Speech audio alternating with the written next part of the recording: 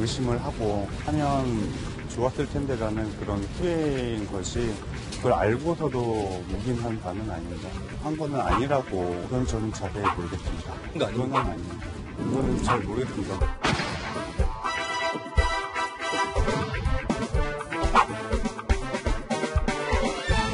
이 당에서는 숫자도 꺼내지 말라고 하니까 그냥 미의 대표라고 하겠습니다. 사실상 지금 검찰 총장 역할을 하고 있습니다.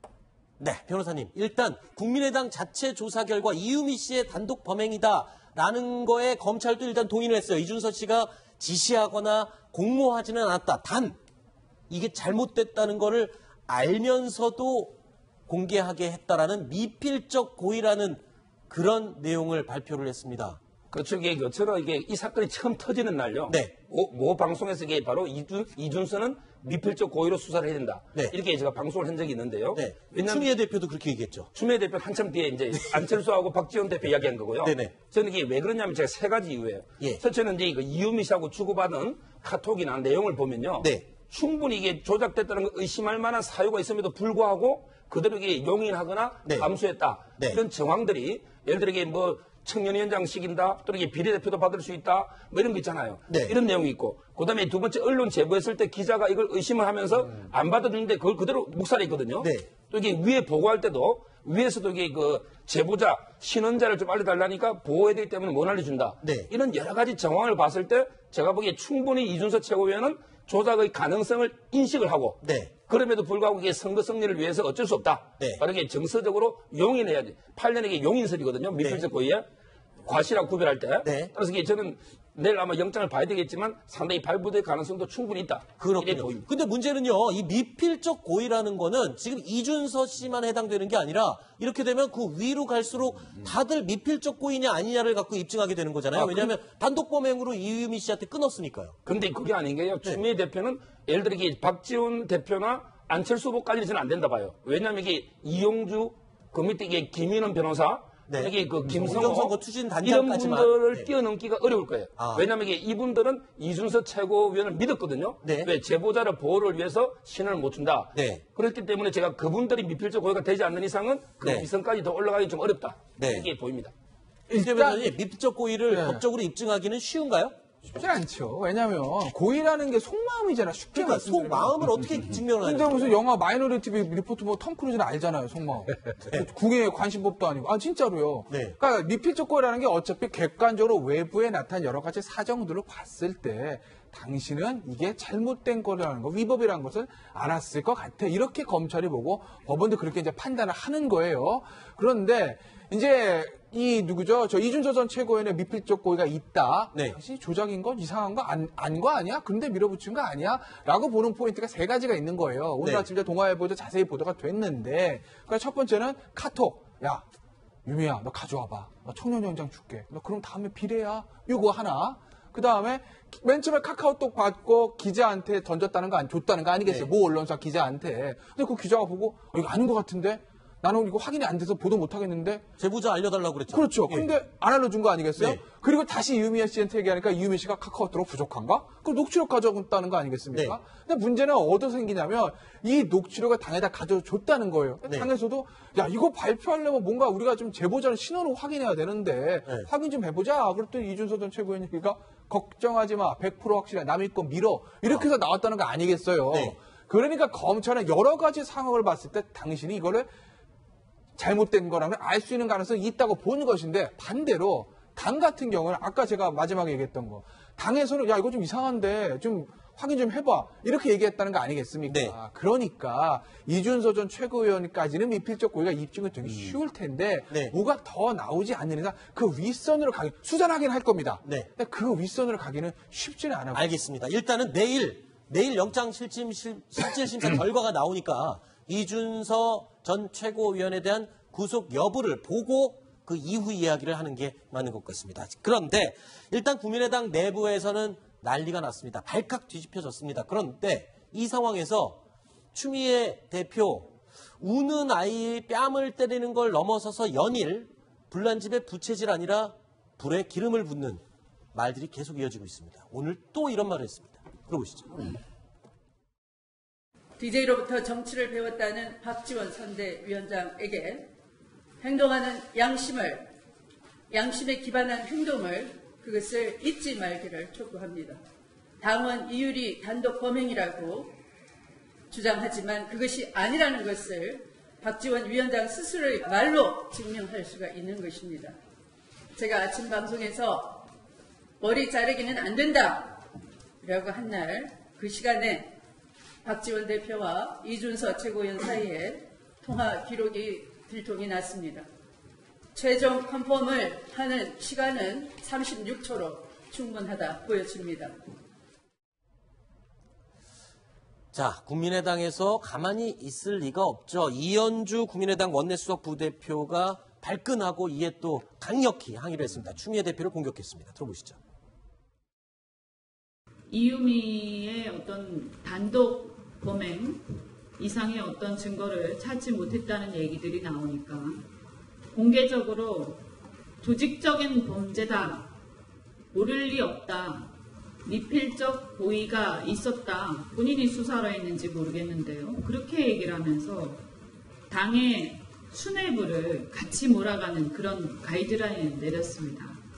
여당의 대표가 사실상 검찰총장 역할을 하신 겁니다.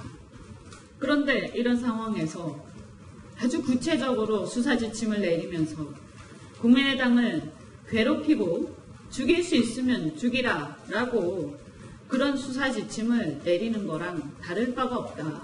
이렇게 생각합니다.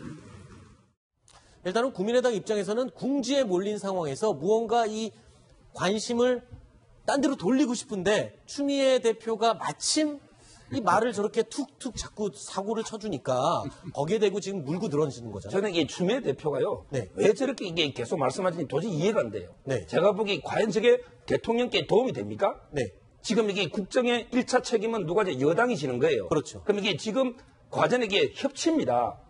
예를 들어 이게 국민의당 협조 없이 저번에 국무총리 임명도 하나도 안 됐잖아요. 네. 근데 왜 계속 저렇게 공개가 해서 하는지 이해가 안 되고요. 네. 두 번째는 이게 검찰의 수사를 조용히 지켜보면 돼요. 네. 그렇지 않습니까? 어차피 검찰이 지금 열심히 잘하고 있으니까 굳이 이게 먼저 앞서서 머리 자르기니 뭐 안철수, 박지원 대표도 관련 의혹이니 이런 거 할 필요가 없거든요. 그러니까 자꾸 수사 지침을 내린다는 오해를 사게 되는 거죠. 검찰이 지금 열심히 하고 있어요. 그대로 이렇게 조용히 지켜보고 오히려 이게 문제를 풀어나가야죠. 네. 문제를 만들면 안 되죠. 네. 계속 추미애 대표의 강경반이 계속되고 있는 거예요. 네. 그러니까 제가 봤을 때 타이밍을 놓친 거죠. 그러니까 이게 만약에 최고위원 회의에서 딱 최고위원 회의 이렇게 딱 들고 얘기하지 않습니까? 네. 원고를 듣고 읽은 거라면 나름대로 정치적 계산의 작심 발언인데 네. 처음에 머리 자르기 얘기 나온 게 라디오 방송에서 나오는 것이거든요. 네. 추미애 대표의 속마음을 제가 정확히 알 수는 없으나 뭔가 좀 아마 꼬리 자르기에 대비되는 말을 만들고 있어. 사실 정확한 표현하면 머리 감추기가 맞아요. 자르기보다. 네. 그렇잖아요. 근데 이제 꼬리 자르기랑 대비하려고 머리 자르기 말한 것 같아요. 근데 이제 머리 자른다는 그 느낌이 워낙 어감이 안 좋으니까 국민의당에서 발끈하고 나오는 건데 그렇다면 그 타이밍에서 추미애 대표가 이거 내가 발언을 조금 세게 나갔는데 그런 의도는 아니었다라고 톤을 낮췄으면 그러면 이렇게 문제는 안 커졌을 거예요. 네. 근데 추미애 대표가 그 당시에 생각을 했겠죠. 이걸 어떡하지? 내가 한 톤 죽일까? 아니면 더 세게 밀까? 후자를 선택한 겁니다. 네. 점점 강화되지 않습니까? 네. 지금 상황에서 추미애 대표가 그 추미애 대표 평소에 발언이나 평소에 캐릭터로 봤을 때 네. 지금 갑자기 국민의당 내가 그동안 말을 너무 심하게 했는데 미안해. 그러니까 국회로 돌아와. 라는 얘기는 못할 겁니다. 네. 더군다나 영장이 청구된 상황이기 때문에요. 네. 아마 추미애 대표는 계속 강하게 나갈 겁니다. 네. 국민의당도 마찬가지죠. 아까 이제 우는 아이 울고 싶다 뺨 때렸다고 그러는데 가장 적절한 표현인 게 국민의당이 지금 걱정하는 건 검찰 수사가 지도부로 올 것 이게 아니에요. 이 상황에서 이 내부가 흔들려서 이탈자가 생기는 거 막는 거 그게 국민의당의 가장 큰 목적이기 때문에 뭐 하나 동력을 삼아서 그렇게 해서 뭉쳐야 내부 단속을 할 수 있습니다. 그런데 추미애 대표의 발언에 딱 걸린 거죠. 그렇기 때문에 양쪽 딱 강하게 충돌할 수밖에 없고 결국 이 대치 상황을 풀 수 있는 사람은 대한민국에 단 한 사람밖에 없다고 봅니다. 네. 대통령. 자, 그런데요. 지금 추미애 대표가 원내대표를 당황하게 만들고 있는데 국민의당에서도 마찬가지인 것 같습니다. 왜냐하면 이현주 수석 부대표가 이 또 실언을 했습니다. 이 발언에 논란이 지금 되고 있는 발언 내용 보시겠습니다. 학교 비정규직 파업에 대한 견해를 밝혔는데 여기서 이런 말을 했습니다. 학교 식당에서 밥을 만드는 직원들, 비정규직 직원들을 향해서 그냥 급식소에서 밥하는 아줌마들이다. 왜 정규직화돼야 하냐라고 말하면서 이렇게 또 표현을 했습니다. 모모 놈들이야 완전히 이렇게 계속 가면 우리나라는 공무원과 공공부문 노조원들이 살기 좋은 나라가 된다. 이거 어떻게 해야 될까요? 이게 말실수를 한 건 맞는 것 같습니다. 제가 보기에 그 똑같은 말이라도요. 네. 그래서 이게 논리적이고 차분하고 좀 정제된 이런 게 말로 하는 게 더 설득력이 있다 보이거든요. 네. 저는 이게 뭐 이현주 의원의 말이 아주 틀린 내용은 아니지만 네. 저런 식으로 이게 그 욕설 비슷하게 또 이게 인신공격 비슷하게 하는 거는 상당히 부적절하다 이렇게 보입니다. 네. 이게 정치인들이 굉장히 조심해야 되는 건데요. 이제 꼬리가 몸통 흔드는 전형적인 케이스예요. 네. 화면만 보실까요? 위에 색깔 가리고 보세요. 네. 이렇게 계속 가면 우리나라는 공무원과 공공부문 노조원들의 살기 좋은 나라가 된다. 네. 공공부문 파업에 반대하는 말입니다. 정책적인 말이 할 수 있습니다. 네. 앞에 거 보여주실래요? 앞에 거 다시 볼까요? 가운데 가리고 볼게요. 해마다 물가 상승률 정도의 급여 인상이 적절하지 정규직화되는 것까지는 너무 과한 거다. 할 수 있는 얘기입니다. 저 네. 얘기가 맞다 틀리다 문제가 아니라 네. 저기에 대해서 찬성 반대는 있지만 정책적 의견이기 때문에 국회에서 충분히 할 수 있는 얘기예요. 네. 과연 급식소에 있는 일하는 분들까지 정규직화되냐? 나는 반대하는데 야 공공부문 이렇게 좋은데 노조 계속 파업하면 나라 잘못되는 거 아니야? 이건 안 되는데 충분히 제기할 수 있는 정책적인 문제인데 거기에 무슨 놈들이야. 그다음에 그냥 밥하는 아줌마야. 이런 그 특정 직군을 비하하는 발언들이 들어가니 그것만 지금 기억에 남는 거거든요. 그렇죠.